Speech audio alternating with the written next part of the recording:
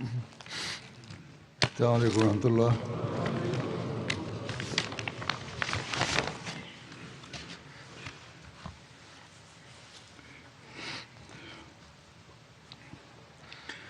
أشهد أن لا إله إلا الله وحده لا شريك له وأشهد أن محمدا عبده ورسوله أما بعد فأعوذ بالله من الشيطان الرجيم بسم الله الرحمن الرحيم الحمد لله رب العالمين الرحمن الرحيم مالك يوم الدين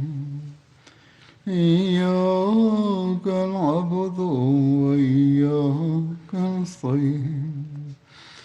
اهدنا الصراط المستقيم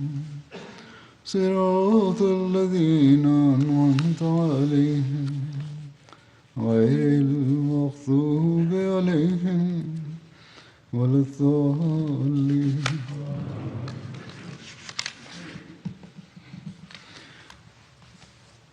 پرسوں 23 مارچ ہے. جماعت احمدیہ کی تاریخ میں 23 مارچ کا دن بڑی اہمیت کا حامل ہے، کیونکہ 23 مارچ 1889 کو جماعت احمدیہ میں حضرت مسیح موعود علیہ السلام نے بیعت کے آغاز سے جماعت کی بنیاد ڈالی تھی. آپ کی بعثت عین اللہ تعالیٰ کے وعدے کے مطابق اور آن حضرت صلی اللہ علیہ وسلم کی پیشگوئیوں کے مطابق تھی. اس وقت اسلام کی کشتی بڑی ڈاواں ڈول تھی. گو اب بھی مذہبی لحاظ سے مسلمانوں کی حالت نہ گفتہ یہی ہے، بلکہ سیاسی اور دنیاوی لحاظ سے بھی بہت بری حالت ہے، باوجود اس کے کہ بہت سے مسلمان ممالک دولت سے مالا مال ہیں، تیل کی دولت ہے ان کے پاس، لیکن ان کی جو اہمیت ہے، جو وقار ہے، وہ بالکل ضائع ہو چکا. بہرحال اس وقت جب حضرت مسیح موعود علیہ السلام نے بیعت لی، اس وقت اسلام کی جو حالت تھی اس پر آپ کا دل خون کے آنسو ہوتا تھا. بڑا درد تھا آپ کے دل میں. اسلام پر تابڑ توڑ حملے غیر مذہب کی طرف سے ہو رہے تھے، خاص طور پر عیسائیت کی طرف سے، لیکن ان کا کوئی جواب دینے والا نہیں تھا. مسلمان علماء بھی اس وقت سہمے رہتے تھے، اور بلکہ یہ حالت ہو گئی تھی کہ بہت سے مسلمان اسلام چھوڑ کر لاکھوں کی تعداد میں عیسائیت کی گود میں گر رہے تھے. اس وقت جب یہ حالت تھی مسلمانوں کی اور اسلام پر اس طرح حملے ہو رہے تھے، حضرت مرزا غلام احمد قادیانی علیہ السلام ہی تھے جو اللہ تعالیٰ کے حکم سے کھڑے ہوئے اور اسلام کے دفاع کے لیے ایک جری اللہ کی حیثیت سے اپنا کردار ادا کیا. آپ علیہ السلام نے تمام مذاہب جو اس وقت ہندوستان میں موجود تھے، آریہ سماج، برہمو سماج، عیسائیت یا دوسرے مذاہب یا لا مذہب لوگ، جو بھی اس وقت اسلام اور بانی اسلام صلی اللہ علیہ وسلم پر تحریروں اور تقریروں کے ذریعے سے خوفناک حملے کر رہے تھے، ان کے جواب میں آپ نے بیعت لینے سے پہلے ہی اس درس کی وجہ سے ایک معرکۃ الآراء کتاب لکھی، بلکہ کتب لکھی جو براہین احمدیہ کے نام سے معروف ہیں اور بڑی مشہور ہیں. شروع میں 4 جلدیں تھیں.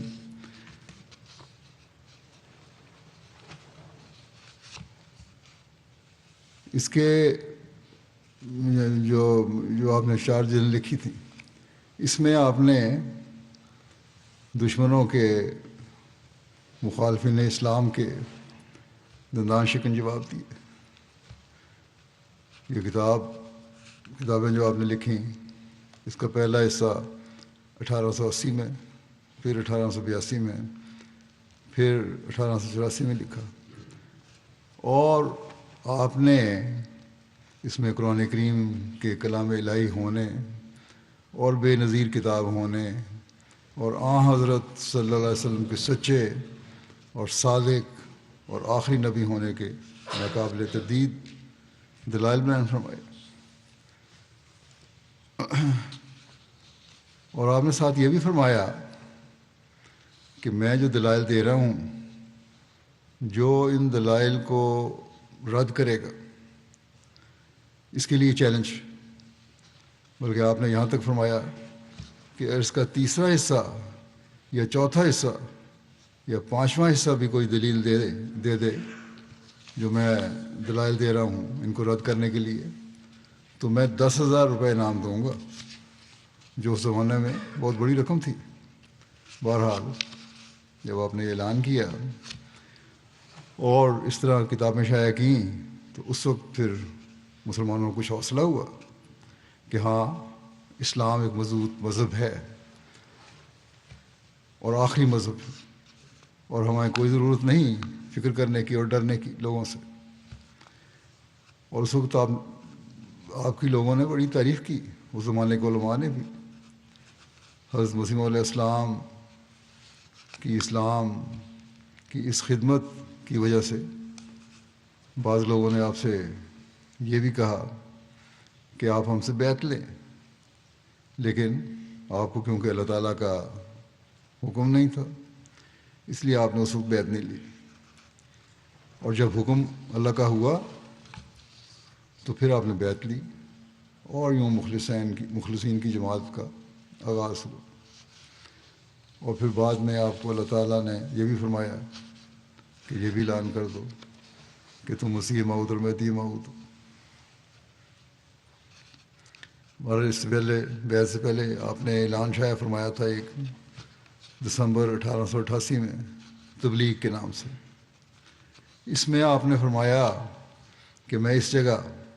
ایک اور پیغام بھی خلق اللہ کو عموماً اور اپنے بھائی مسلمانوں کو خصوصاً پہنچاتا ہوں کہ مجھے حکم دیا گیا ہے کہ جو لوگ حق کے طالب ہیں وہ سچائی،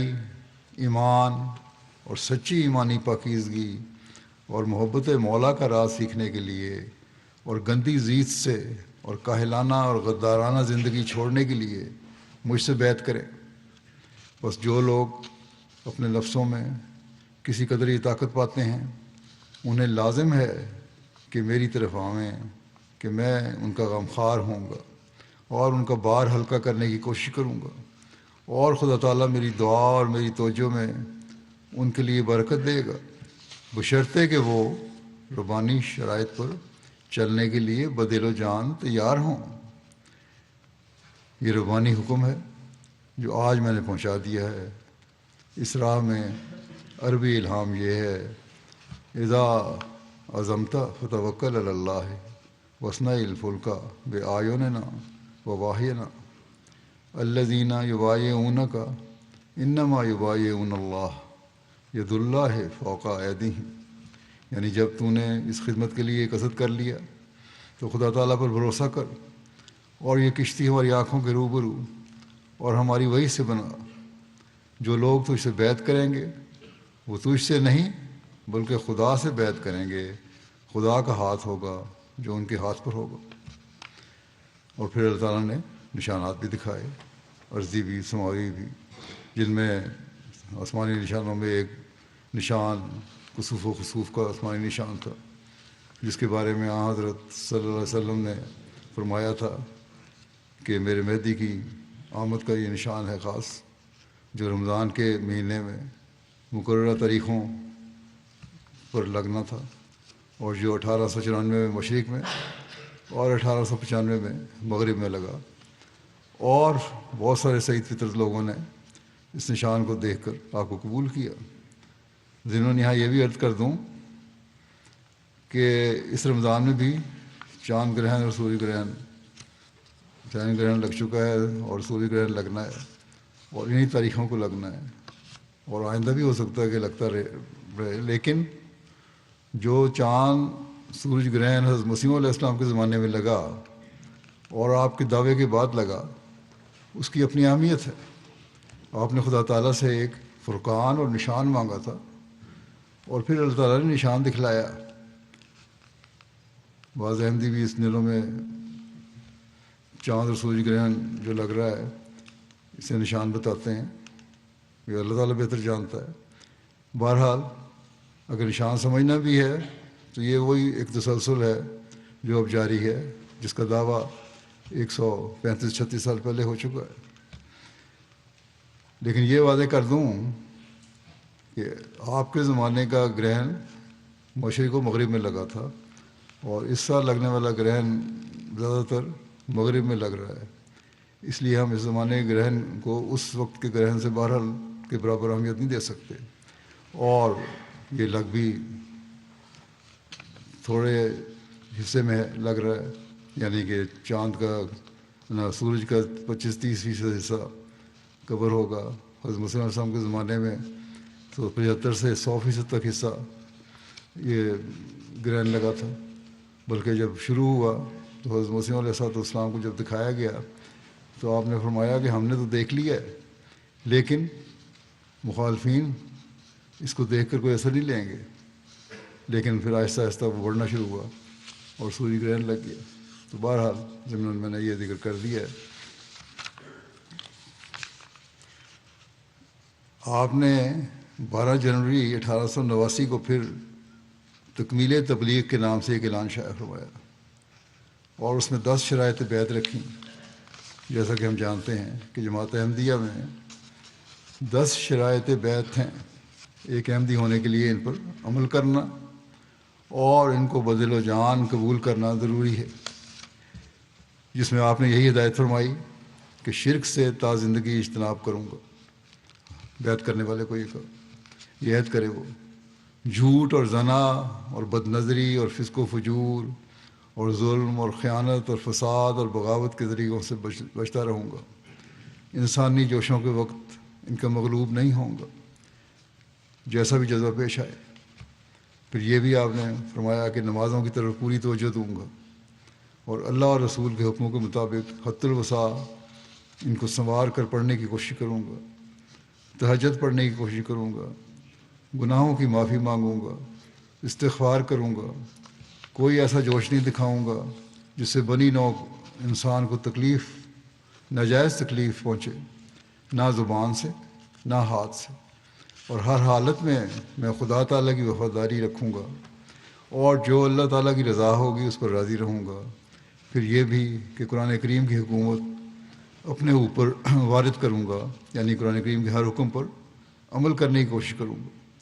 اور ان کو تلاش کر کے ان پر عمل کروں گا، اور جن سے اللہ تعالیٰ نے روکا ہے ان سے رکوں گا۔ اور یہ میرا دستور العمل ہوگا کہ اللہ اور اس کے رسول کی باتوں پر عمل کروں۔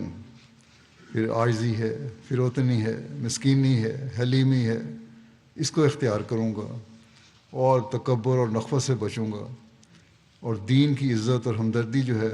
وہ اپنے مال جان سے زیادہ عزیز رکھوں گا۔ بنی نوع انسان کو ہمیشہ فائدہ پہنچانے کی کوشش کروں گا، جتنی میری صلاحیتیں ہیں، جتنی طاقت ہے۔ پھر یہ بھی کہ حضرت مسیح علیہ السلام سے جو بیعت کا اقرار کیا ہے اس کو مرتے دم تک قائم رکھوں گا، اور آپ کی ہر معروف بات کی پیروی کروں گا، یعنی جو بھی شریعت کے مطابق آپ حکم دے رہے ہیں، آپ اور شریعت کے بغیر تو آپ حکم دے بھی نہیں سکتے، ان کی ہمیشہ پابندی کروں گا، کیونکہ آپ تو آئے ہی آمد رسول صلی اللہ علیہ وسلم کے دین کو پھیلانے کے لیے تھے۔ اور ایسا تعلق رکھوں گا کہ حضرت مسیح علیہ السلام سے ایسا تعلق رکھوں گا جو کسی دنیاوی رشتے میں نہیں پایا جاتا۔ بس یہ خلاصہ ہے ان شرائط بیعت کا جو میں نے بیان کیا ابھی، اور اس پر بہت سارے مخلصین نے بیعت کی، اور آج تک ہم انہی شرائط پر بیعت کر رہے ہیں۔ اور یہ جو میں نے بیان کیا ہے اس کو ہمیں سوچنا چاہیے کہ کیا ہم ان سب باتوں پر عمل کر رہے ہیں. یہ یاد دہانی ہے. یہی وجہ ہے کہ اللہ تعالیٰ کے فضل سے جماعت احمدیہ میں مخلصین کی ایک بہت بڑی تعداد ہے جو اس پر عمل بھی کرتی ہے اور پھر جان مال وقت اور عزت کو قربان کرنے کے لیے ہر وقت تیار رہتی ہے،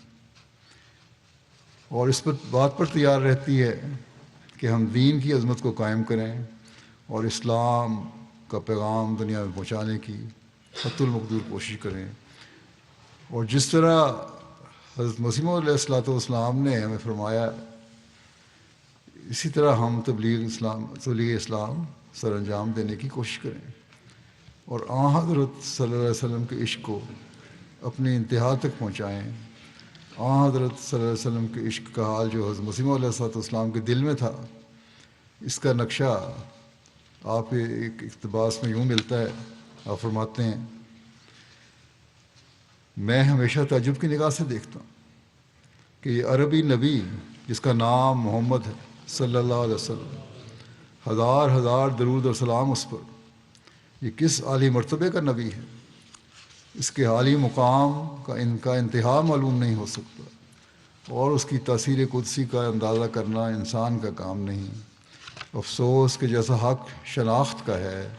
اس کے مرتبہ کو شناخت نہیں کیا گیا. وہ توحید جو دنیا سے گم ہو چکی تھی، وہی ایک پہلوان ہے جو دوبارہ اس کو دنیا میں لایا. اس نے خدا سے انتہائی درجے پر محبت کی اور انتہائی درجے پر بنی نوع کی ہمدردی میں اس کی جان گداز ہوئی.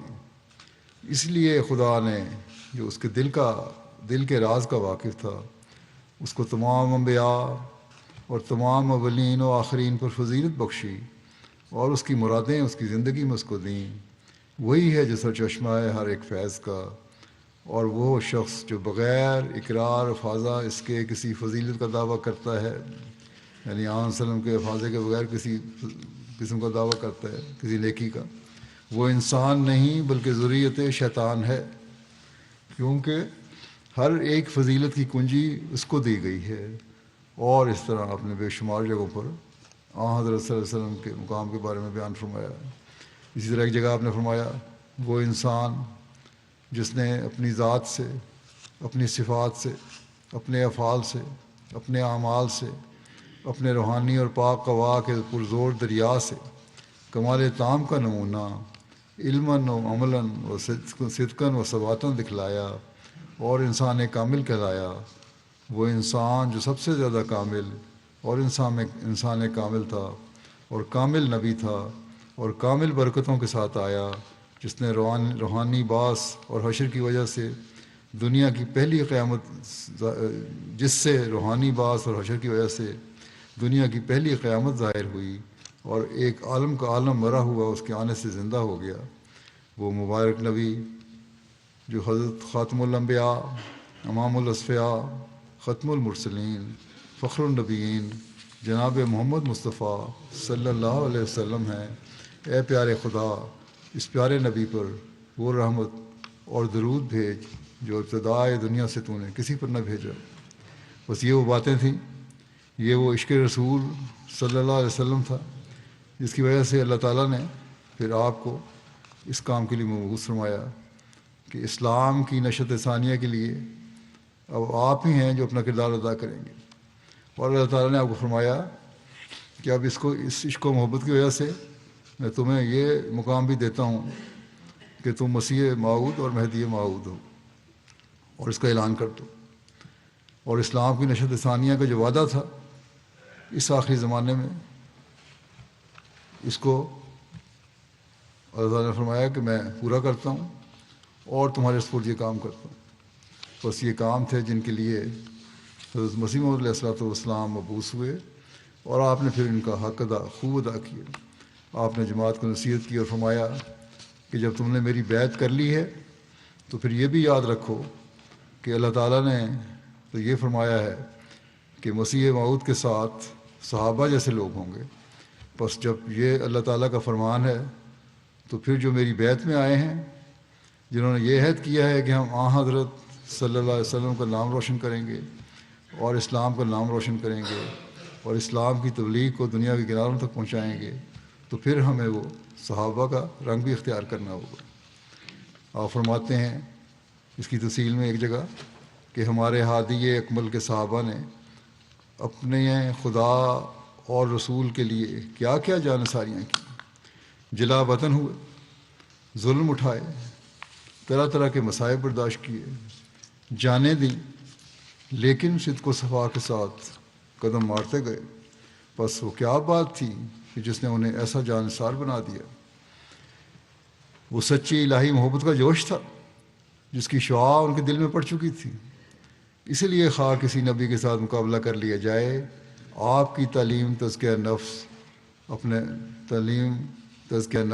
اپنے پیراؤں کو دنیا سے متنفر کرا دینا، شجاعت کے ساتھ صداقت کے لیے خون بہا دینا، ان کی نظیر کہیں نہیں ملتی۔ یہ ایسا وفا کا ایک جذبہ تھا جو انہوں نے دکھایا کہ ہمیں اس کی مثال کوئی نہیں ملتی۔ آپ فرماتے ہیں یہ مقام حضرت صلی اللہ علیہ وسلم کے صحابہ کا ہے، اور ان میں جو باہمی الفت اور محبت تھی، اس کا نقشہ قرآن کریم نے 2 فکروں میں بیان فرما دیا ہے کہ وَأَلَّفَ بَيْنَ قُلُوبِهِمْ لَوْ أَنفَقْتَ مَا فِي الْأَرْضِ جَمِيعًا مَا أَلَّفْتَ لَوْ أَنفَقْتَ مَا فِي الْأَرْضِ جَمِيعًا مَا أَلَّفْتَ بَيْنَ قُلُوبِهِمْ وَلَٰكِنَّ اللَّهَ أَلَّفَ بَيْنَهُمْ، یعنی جو تالیف ان میں ہے وہ ہرگز پیدا نہ ہوتی، خواہ سونے کا پہاڑ بھی دے دیا جاتا۔ یہ محبت اور پیار جو اللہ تعالیٰ نے ہم نے پیدا کیا، اگر تم بے شمار مال بھی خرچ کر دیتے تھے تو وہ محبت اور پیار پیدا نہ کر سکتے۔ بس یہ اللہ تعالیٰ کا پیدا کیا ہوا محبت اور پیار ہے، اس لیے کہ ان میں اخلاص تھا، وفا تھی، اور وہ حضرت صلی اللہ علیہ وسلم اور اسلام کی خاطر اپنی جان نثار کرنے پر تیار تھے۔ آپ فرماتے ہیں کہ اب ایک اور جماعت مسیح موعود کی ہے جس نے اپنے اندر صحابہ کا رنگ پیدا کرنا ہے۔ بس یہ نمونہ ہمارے سامنے قائم فرمایا آپ نے کہ اس نمونے پر چلتے ہوئے مسیح موعود کی اگر بیعت کی ہے تو مسیح موعود نے تو پھر حضرت صلی اللہ علیہ وسلم کے مشن کو پورا کرنے کے لیے آنا تھا۔ اس لیے آپ نے فرمایا کہ یہ جماعت جو ہے اس نے صحابہ کا رنگ پیدا کرنا ہے۔ صحابہ کی تو وہ پاک جماعت تھی جس کی تعریف میں قرآن شریف بھرا پڑا ہے۔ آپ فرماتے ہیں کیا آپ لوگ ایسے ہیں؟ پوچھ رہے ہیں ہم سے کیا ہم ایسے ہیں؟ فرمایا کہ جو خدا کہتا ہے کہ مسیح کے ساتھ وہ لوگ ہوں گے جو صحابہ کے دوش بدوش ہوں گے۔ صحابہ تو وہ تھے جنہوں نے اپنا مال، اپنا وطن راہ حق میں دے دیا، وہ سب کچھ چھوڑ دیا۔ فرماتے ہیں کہ حضرت صدیق اکبر رضی اللہ عنہ کا معاملہ اکثر سنا ہوگا۔ ایک دفعہ جب راہ خدا میں مال دینے کا حکم ہوا تو گھر کا کل اثاثہ لے آئے۔ جب رسول کریم صلی اللہ علیہ وسلم نے دریافت کیا کہ گھر میں کیا چھوڑا ہے تو فرمایا کہ خدا اور اس کا رسول گھر میں چھوڑ آئے ہیں۔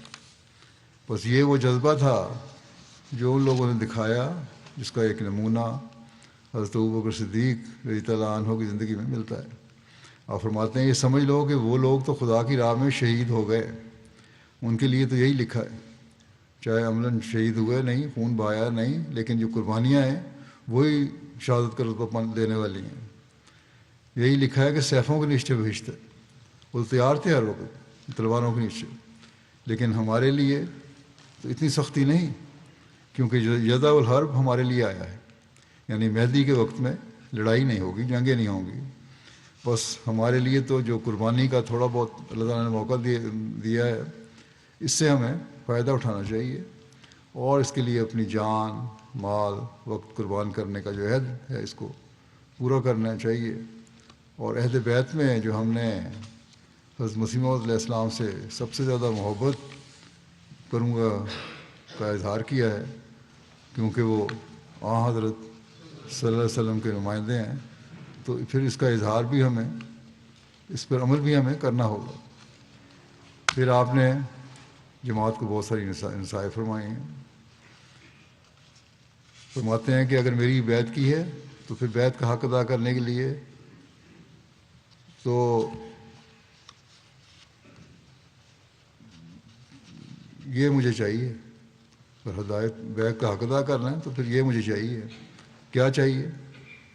فرمایا قرآن کریم پڑھو، مگر قصے کے طور پر نہیں۔ بیت کا اگر حق ادا کرنا ہے تو پھر جو پہلی شرط یہی ہے کہ قرآن کریم پڑھو، مگر قصے کے طور پر نہیں، کہانیوں کے طور پر نہیں، ان کو سمجھ کر پڑھو۔ گزشتہ خطبے میں میں نے قرآن کریم پڑھنے کی طرف توجہ دلائی تھی، حضرت صلی اللہ علیہ وسلم کے بیان و ارشادات بھی بیان کیے تھے۔ ان کی تفصیل میں ایک جگہ آپ لوگوں کا نقشہ کھینچتے ہوئے فرماتے ہیں کہ دیکھو کہ لوگ کیسی قرآن خوانی خوش الحانی سے اور عمدہ قرات سے پڑھتے ہیں، لیکن وہ ان کے حلق سے نیچے نہیں گزرتا۔ بڑی اچھی قرات ہے، لیکن یہ جو سمجھ آنے والی بات ہے وہ ان کو نہیں آتی۔ پڑھ لیا، بڑا اچھا کیا، لیکن معنی کچھ نہیں پتہ، مطلب نہیں پتہ۔ ہاں گلے سے آوازیں ضرور اچھی نکال لیتے ہیں۔ اس لیے فرمایا کہ قرآن کریم جس کا دوسرا نام ذکر ہے، اس ابتدائی زمانہ میں انسان کے اندر چھپی ہوئی اور فراموش ہوئی صداقتوں اور بدیتوں کو یاد دلانے کے لیے آیا ہے۔ صداقتوں کو یاد دلانے کے لیے قرآن شریف آیا ہے، ہر زمانے میں، اس زمانے میں بھی اور اس زمانے میں بھی۔ اللہ تعالیٰ کے اس وعدہ واسقہ کی روح سے اس زمانے میں بھی آسمان سے ایک معلم آیا ہے کہ انا لہو لحافظون، معلم آیا ہے، اور خود اللہ تعالیٰ فرماتا ہے قرآن کریم میں انا لہو لحافظون۔ اور جو آخرین منہم لما یہلکوا بہم کا مصداق اور موعود ہے،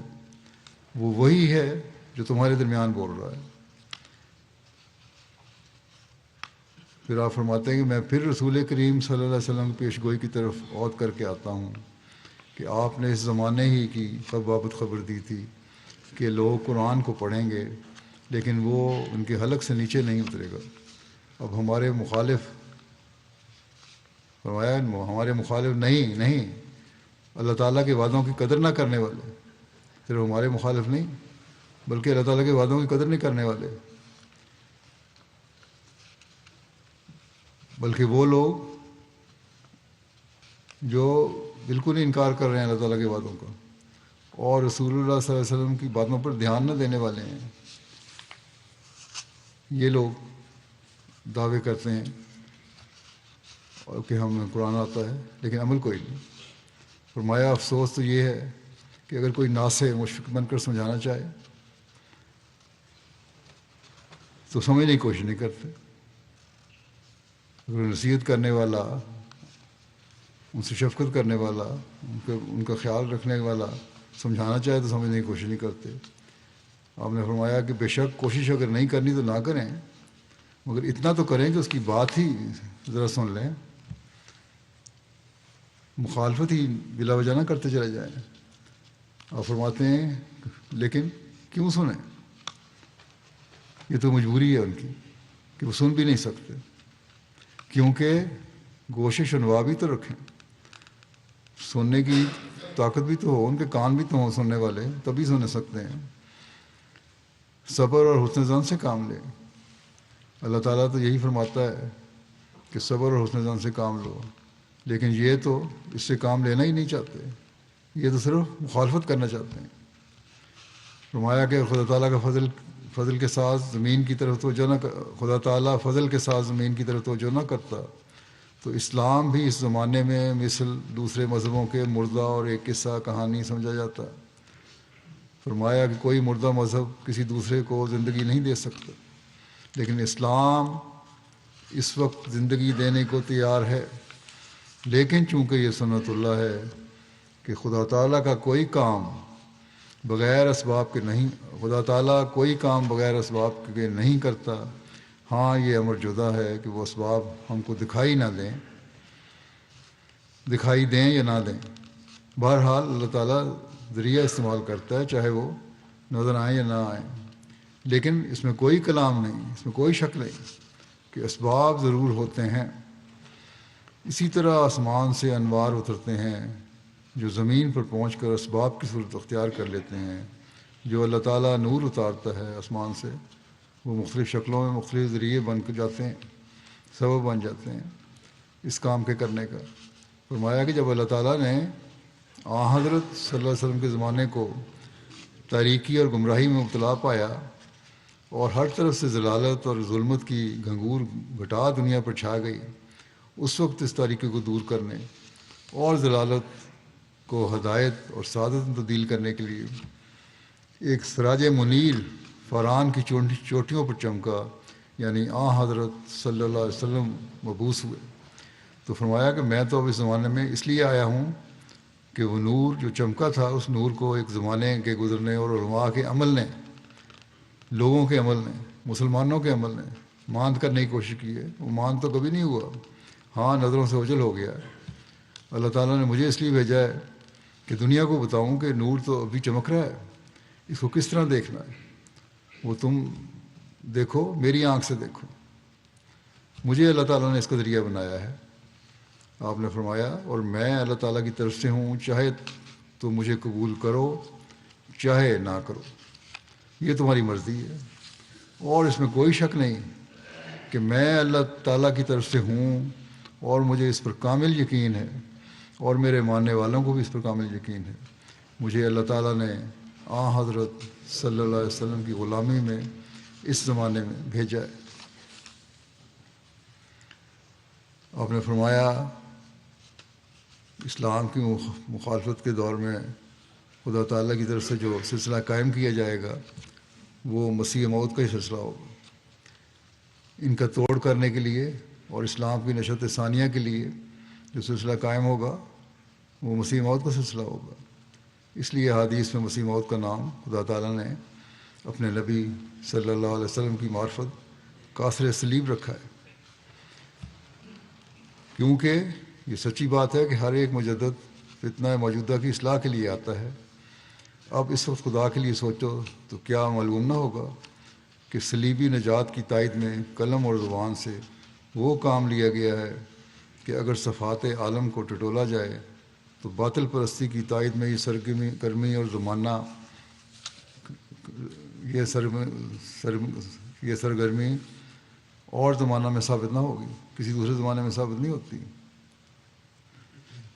اور جب کہ صلیبی فتنہ کے حامیوں کی تحریریں اپنی انتہا کو پہنچ چکی، ہر طرف عیسائیت کا زور ہے، اس زمانے میں تھا بہت زیادہ، جیسا کہ پہلے ہی میں نے بیان کیا ہے کہ عیسائیت کی تبلیغ دنیا میں ہر جگہ پھیل رہی تھی، اور مسلمان بھی عیسائیوں کی گود میں جا رہے تھے۔ پہلے کبھی اتنی شدت سے اس طرح یہ تبلیغ نہیں ہوئی تھی جس طرح اس وقت ہو رہی تھی۔ تو اس کے رد کے لیے مسیح موعود کو اللہ تعالیٰ نے بھیجا۔ آپ فرماتے ہیں کہ توحید حقیقی اور نبی کریم صلی اللہ علیہ وسلم کی عفت، عزت اور حقانیت اور کتاب اللہ کے من جانب اللہ ہونے پر ظلم اور زور کی راہ سے حملے کیے گئے ہیں۔ تو کیا خدا تعالیٰ کی غیرت کا تقاضا نہیں ہونا چاہیے کہ ان کا اس قاصر صلیب کو اس وقت نازل کرے؟ اب گو تقاضا تو یہی تھا کہ اس زمانے میں جو حالت تھی قاصر صلیب نازل ہونا چاہیے تھا اللہ کے وعدے مطابق۔ گو عیسائیت کا وہ زور نہیں رہا اس زمانے میں آج کل جس میں ہم گزر رہے ہیں، لیکن یہ حقیقت ہے کہ حضرت صلی اللہ علیہ وسلم کے عفت اور عزت اور حقانیت پر حملے بہرحال کیے جا رہے ہیں، اور قرآن کریم پر حملے بھی کیے جاتے ہیں۔ اور آج کل ہر جگہ مختلف قسم کے لوگ جو ہیں نازیبہ حرکات بھی کرتے ہیں، دریدہ دہنی بھی کرتے ہیں، چاہے وہ دہریاں ہیں، لا مذہب ہیں، اسلام کے مخالف ہیں، چاہے وہ کسی مذہب سے تعلق رکھنے والے ہیں، اس میں پیش ہیں سر۔ اور آج بھی یہ مسیح موعود کی جماعت کا ہی کام ہے کہ ان لوگوں کا سر کچلیں، ان کے مدلل جواب دیں، اور حضرت صلی اللہ علیہ وسلم کی عزت اور عفت اور حقانیت کو دنیا پر ظاہر کریں، اور قرآن کریم کی حفاظت کا بھرپور کردار ادا کریں۔ آپ فرماتے ہیں کیا خدا تعالیٰ اپنے وعدہ انا نحن نزلنا الذکر و انا لہ لحافظون کو بھول گیا؟ یقیناً یاد رکھو کہ خدا کے وعدے سچے ہیں۔ اللہ نے وعدہ فرمایا کہ میں نے قرآن کریم اتارا اور میں اس کی حفاظت کروں گا۔ اللہ تعالیٰ وعدے کا سچا ہے، اس نے اپنے وعدے کے موافق دنیا میں ایک نذیر بھیجا ہے۔ دنیا نے اس کو قبول نہ کیا، اور خدا تعالیٰ اس کو ضرور قبول کرے گا اور بڑے زور آور حملوں سے اس کی سچائی کو ظاہر کرے گا۔ میں تمہیں سچ سچ کہتا ہوں کہ میں خدا تعالیٰ کے وعدے کے موافق مسیح موعود ہو کر آیا ہوں، چاہو تو قبول کرو، چاہو تو رد کرو، مگر تمہارے رد کرنے سے کچھ نہ ہوگا۔ خدا تعالیٰ نے جو ارادہ فرمایا ہے وہ ہو کر رہے گا، کیونکہ خدا تعالیٰ نے براہین احمدیہ میں پہلے ہی فرما دیا ہے کہ صدق اللہ و رسولہ و کان وعدًا مفعولا، کہ جو اللہ تعالیٰ اور اس کے رسول نے سچ کہا تھا وہ سچ کہا تھا اور یہ وعدہ پورا ہونا ہی تھا۔ بس یہ لازمی بات ہے کہ حضرت مسیح موعود علیہ السلام کی صداقت دنیا میں پھیلے گی، پھیلنی تھی اور پھیلے گی، کیونکہ آپ حضرت صلی اللہ علیہ وسلم کی غلامی میں حضرت صلی اللہ علیہ وسلم کے دین کی اشاعت کے لیے آئے ہیں، جو آخری دین ہے جس کو اللہ تعالیٰ نے بنایا ہے اور اس نے دنیا میں پھیلنا ہے، چاہے اپنے مخالفت کریں یا غیر مخالفت کریں، ان کی مخالفت آخرکار ناکام اور امراد ہو جائے گی۔ اور فرماتے ہیں کہ تم کہتے ہو کہ کیوں آیا ہے، اپنے بہت سارے مسلمان اعتراض کرتے ہیں، اور فرماتے ہیں کہ تم خود ہی بتاؤ کہ مسلمانوں کے جو اعمال تھے وہ اس کا تقاضا نہیں کرتے کہ کوئی مسلح ہونا چاہیے۔ مولوی بڑا شور مچاتے ہیں کیوں آیا، اپنے اعمال تو دیکھو، خود ہی تقاضا کر رہے ہیں اعمال تمہارے۔ چنانچہ اس کی تفصیل میں ایک جگہ آپ نے فرمایا کہ اگر مسلمان کہلانے والوں کے اعمال صالحہ ہیں تو ان کے پھر پاک نتائج کیوں نہیں پیدا ہوتے؟ آپ نے فرمایا کہ یہ لوگ سمجھتے نہیں اور کہتے ہیں کہ ہمیں کون سی بات اسلام کے خلاف ہے، ہم لا الہ الا اللہ کہتے ہیں، نمازیں بھی پڑھتے ہیں، روزے کے دنوں میں روزے بھی رکھتے ہیں، زکوٰۃ بھی دیتے ہیں، مگر آپ نے فرمایا کہ میں کہتا ہوں کہ ان کے تمام اعمال صالحہ کے رنگ میں نہیں ہیں، بلکہ محض ایک پوسٹ کی طرح ایک شیل ہے جس میں مغز نہیں ہے، ورنہ اگر یہ اعمال صالحہ ہیں تو پھر اس کے نتائج کیوں پیدا نہیں ہوتے؟ اللہ تعالیٰ کا تو وعدہ ہے کہ میں صالح اعمال کے نتائج پیدا کرتا ہوں، تو یہ کیوں نہیں ہو رہا؟ کیا مسلمانوں کی حالت جو ناگفتہ بے حالت ہے اس زمانے میں یہ ظاہر نہیں کرتی، یہ بتاتی نہیں کہ کچھ نہ کچھ کمزوریاں ہیں، کچھ نہ کچھ کمیاں ہیں، کوئی نہ کوئی سکم ہے جس کی وجہ سے اللہ تعالیٰ کے وعدے پورے نہیں ہو رہے؟ آپ فرماتے ہیں کہ اعمال صالحہ تو تب ہو سکتے ہیں کہ وہ ہر قسم کے فساد اور ملاوٹ سے پاک ہوں، لیکن ان میں یہ باتیں کہاں ہیں؟ دعوے تو کر رہے ہیں ہم، نمازیں پڑھتے ہیں، روزے رکھتے ہیں، لیکن یہ تقویٰ تو کوئی نہیں ہے۔ خود ہی جائزہ لے لیں، اپنا تو معلوم آ جائے گا کہ یہ باتیں ہیں، ان میں موجود برائیاں موجود ہیں ان میں۔ پھر آپ نے فرمایا کہ حالات زمانہ کسی مسئلے کو چاہتے ہیں، اور خود آج کل ان کا یہ نعرہ بھی ہے، آج کل بھی لگاتے ہیں یہ نعرہ بعض لوگوں کی طرف سے کہ کوئی مسئلہ ہونا چاہیے، جو مسلمانوں کا حال ہے ان کی اصلاح کے لیے کوئی آنا چاہیے، جس کو اللہ تعالیٰ نے بھیجا ہے اس کو ماننا نہیں چاہتے۔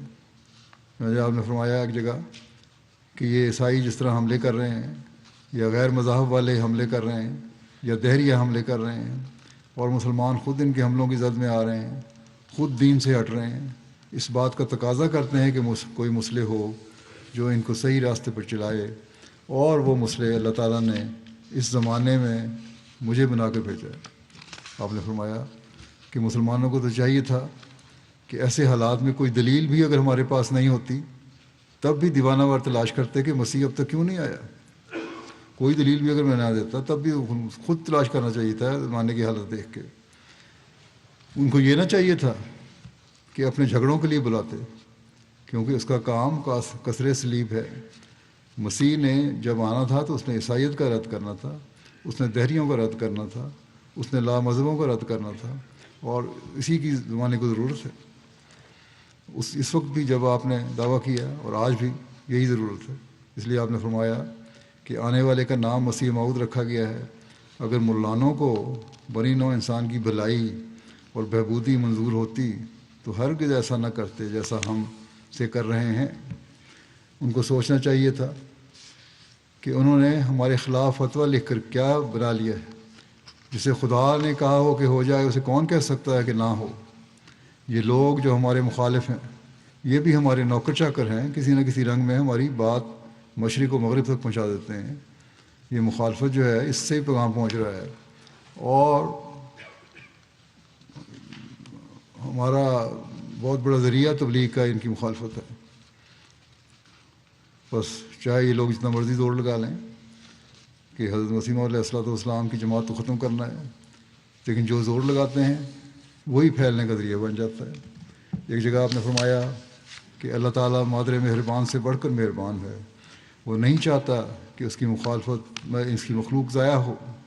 وہ ہدایت اور روشنی کی راہیں تم پر کھولتا ہے، مگر تم ان پر قدم مارنے کے لیے عقل اور تزکیہ نفس سے کام لو۔ جیسے زمین کو جب تک ہل چلا کر تیار نہیں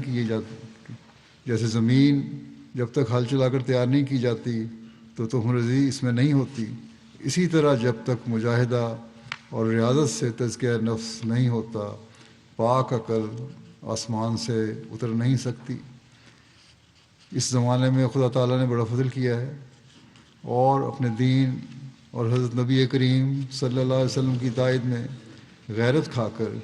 ایک انسان کو جو تم میں بول رہا ہے بھیجا ہے، تاکہ وہ اس روشنی کی طرف لوگوں کو بلائے۔ اگر زمانے میں ایسا فساد اور فتنہ نہ ہوتا اور دین کے محو کرنے کے لیے جس قسم کی کوششیں ہو رہی ہیں نہ ہوتی تو چندہ حرج نہ تھا، لیکن اب تم دیکھتے ہو کہ ہر طرف یمین و یسار سے دائیں بائیں سے اسلام ہی کو معدوم کرنے کی فکر میں جملہ اقوام لگی ہوئی ہیں، اور آج کل تو اور بھی زیادہ زور سے لگی ہوئی ہیں۔ اگر اسلام کی مخالفت نہ ہوتی تو پھر مسیح موعود آنے کی ضرورت نہیں تھی، لیکن یہ تو ہم دیکھ رہے ہیں کہ آج جب ہم نے دعویٰ کیا 136 سال پہلے، اس وقت سے لے کے آج تک اس میں اضافہ ہی ہوتا چلا جا رہا ہے۔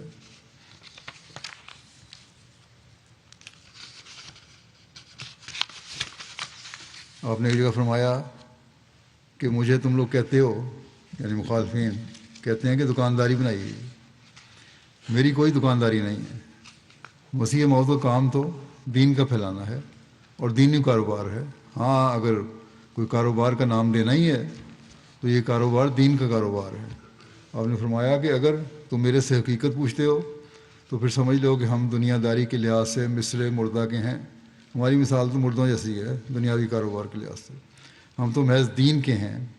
ہمارا سب کارخانہ دینی ہے، جیسا کہ اسلام میں ہمیشہ بزرگوں اور اماموں کا ہوتا ہے،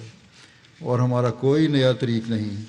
بلکہ لوگوں کو اس اعتقادی طریق کو جو کہ ہر طرح سے ان کے لیے خطرناک ہے دور کرنا چاہتے ہیں، ان اعتقادات کو دور کرنا چاہتے ہیں جو خطرناک ہیں، ان کے دلوں سے نکالنا چاہتے ہیں۔ اس لیے ہمارا اصل منشا اور مقصود یہی ہے، کیونکہ بعض غلط قسم کی بدعات راہ پا گئی ہیں، بعض غلط اعتقادات پیدا ہوئے ہیں اسلام میں۔ ہم نے ان سے دنیا کو، مسلمانوں کو بچانا ہے، اور حقیقی دین جو قرآن کریم کی تعلیم ہے اس کو ہم نے رائج کرنا ہے، اور یہی میرا مقصد ہے آنے کا۔ اور اسی طرح میں نے دوسرے مذہب جو جھوٹے مذہب ہیں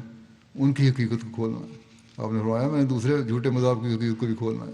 یہی میرا مقصد ہے۔ اسلامی نور کو دکھانا میرا مقصد ہے، حضرت صلی اللہ علیہ وسلم کے رتبے اور مقام کو دنیا میں قائم کرنا میرا مقصد ہے۔ آپ نے حضرت صلی اللہ علیہ وسلم کے مقام کے بارے میں ایک جگہ فرمایا کہ یاد رکھو کہ کتاب مجید کے بھیجنے یعنی قرآن کریم کے بھیجنے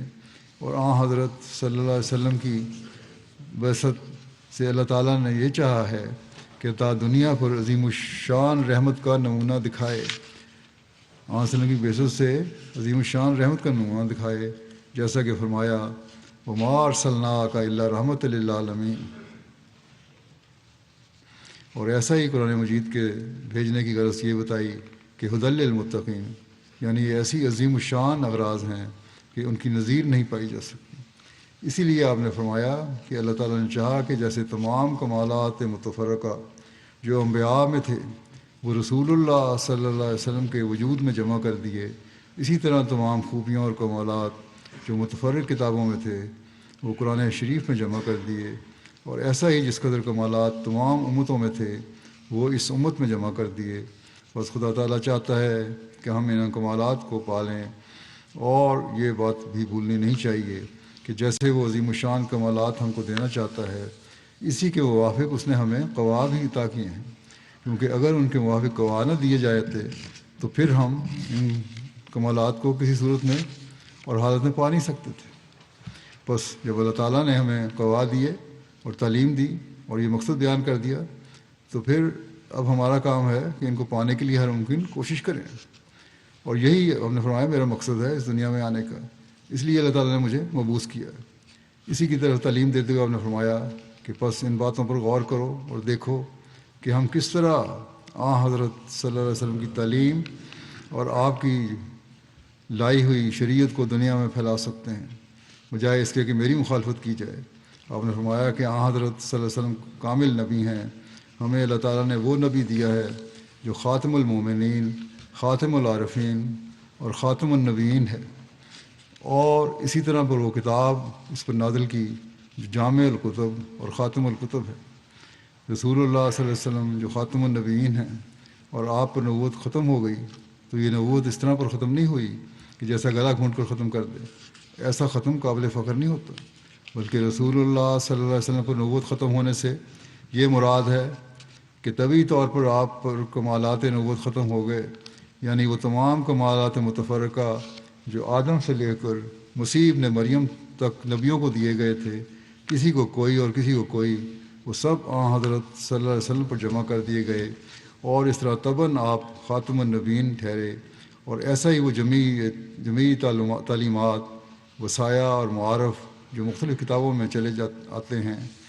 وہ قرآن شریف میں آ کر ختم ہو گئے، اور قرآن شریف خاتم الکتب ٹھہرا۔ بس آپ فرماتے ہیں اس جگہ یہ بھی یاد رکھنا چاہیے کہ مجھ پر اور میری جماعت پر یہ الزام لگایا جاتا ہے کہ ہم رسول اللہ صلی اللہ علیہ وسلم کو خاتم النبی نہیں مانتے، یہ ہم پر افتراء عظیم ہے۔ ہم جس قوت، یقین اور معرفت اور بصیرت کے ساتھ حضرت صلی اللہ علیہ وسلم کو خاتم النبیین مانتے اور یقین کرتے ہیں، اس کا لاکھواں حصہ بھی دوسرے لوگ نہیں مانتے، اور ان کو ایسا ظرف ہی نہیں کہ وہ اس حقیقت اور راز کو جو خاتم الانبیاء کی ختم نبوت میں ہے سمجھتے ہی نہیں۔ انہوں نے نہ صرف باپ دادا سے ایک لفظ سنا ہوا ہے بلکہ اس کی حقیقت سے بے خبر ہیں، اور نہیں جانتے کہ ختم نبوت کیا ہوتا ہے اور اس پر ایمان لانے کا مفہوم کیا ہے، مگر ہم بصیرت تام سے جس کو اللہ تعالیٰ نے بہتر جانتا ہے حضرت صلی اللہ علیہ وسلم کو خاتم الانبیاء یقین کرتے ہیں، اور خدا تعالیٰ نے ہم پر ختم نبوت کی حقیقت کو ایسے طور پر کھول دیا کہ اس عرفان کے شربت سے جو ہمیں پلایا گیا ہے ایک خاص لذت پاتے ہیں جس کا اندازہ کوئی نہیں کر سکتا وجود ان لوگوں کے جو اس چشمے سے سراب ہوں۔ بس یہ ہے آپ کی تعلیم، یہ ہے آپ کا مقام، اور یہ ہے آپ کا مقصد جس کے لیے حضرت مسیح علیہ السلام آئے تھے، اور جس کی خاطر آپ نے جماعت کا قیام کیا، اور جس کے لیے آپ نے جماعت کو حکم دیا کہ تم لوگ قربانیاں کرو اور اس پیغام کو دنیا میں پہنچاؤ، اور حضرت خاتم الانبیاء صلی اللہ علیہ وسلم کے دین کو ساری دنیا میں پھیلاؤ، اور اس وقت تک چین سے نہ بیٹھو جب تک حضرت صلی اللہ علیہ وسلم کی حکومت کو دنیا میں قائم نہ کر دو، خدا واحد کی حکومت کو دنیا میں قائم نہ کر دو۔ اور یہی مسیح موعود کے آنے کا مقصد تھا، اور یہی اس دین کی اہمیت ہے۔ اگر ہم اس دین کی اہمیت سمجھتے ہیں اور بیعت کا حق ادا کرنے والا سمجھتے ہیں اپنے آپ کو، تو پھر ہمیں بھی ان باتوں کو سوچنا ہوگا، اور جب ہم یہ کام کریں گے تو ہم اس مقصد کو پانے والے ہوں گے جو ہماری زندگی کا مقصد ہے، اور اس مقصد کے حاصل کرنے والے ہوں گے جو ہماری بیعت کا مقصد ہے، اور ہم اللہ تعالیٰ کی رضا اور قرب کو حاصل کرنے والے ہوں گے رمضان کے دنوں میں دعاؤں کے ذریعے سے بھی، اور اپنے علم کو بڑھانے کے ذریعے سے بھی، قرآن کریم کا علم سیکھنے کے ذریعے سے بھی، اور عملی طور پر پیغام پہنچانے کے ذریعے سے بھی اس کام میں ہمیں جٹ جانا چاہیے تاکہ ہم جلد سے جلد دنیا میں حضرت صلی اللہ علیہ وسلم کو جھنڈا لہرانے والے بن سکیں اور دنیا کو خدا واحد کے حضور جھکانے والے بن سکیں۔ اللہ تعالیٰ ہمیں اس کی توفیق عطا فرمائے۔ آخر میں پاکستان کے احمدیوں کے لیے بھی دعا کے لیے درخواست کرنا چاہتا ہوں، اللہ تعالیٰ ان کے حالات کو میں آسانیاں پیدا فرمائے۔ آج کل مخالفین پورا زور لگا رہے ہیں، ہر طرح تکلیفیں پہنچانے کی کوشش کر رہے ہیں، کبھی مسجد کے میناروں کے نام پہ، کبھی محرابوں کے نام پہ، کبھی نماز پڑھنے کے وجہ سے جو بھی بہانہ ہیلا ان کو ملتا ہے اس سے ان کا مقصد یہی ہے کہ نقصان پہنچایا جائے احمدیوں کو۔ اللہ تعالیٰ ان سب کی حفاظت کرے۔ عمومی طور پر مسلمان امت کے لیے بھی دعا کریں، اللہ تعالیٰ ان کو بھی عقل اور سمجھ دے اور ان کے حالات بہتر کرے، ان پر رحم فرمائے. فلسطینی جو ہیں مسلمان، ان پر دوبارہ ظلم کی ایک نیا دور شروع ہو گیا ہے. اللہ تعالیٰ ان کو بھی اس ظلم سے محفوظ رکھے، ان پر رحم فرمائے.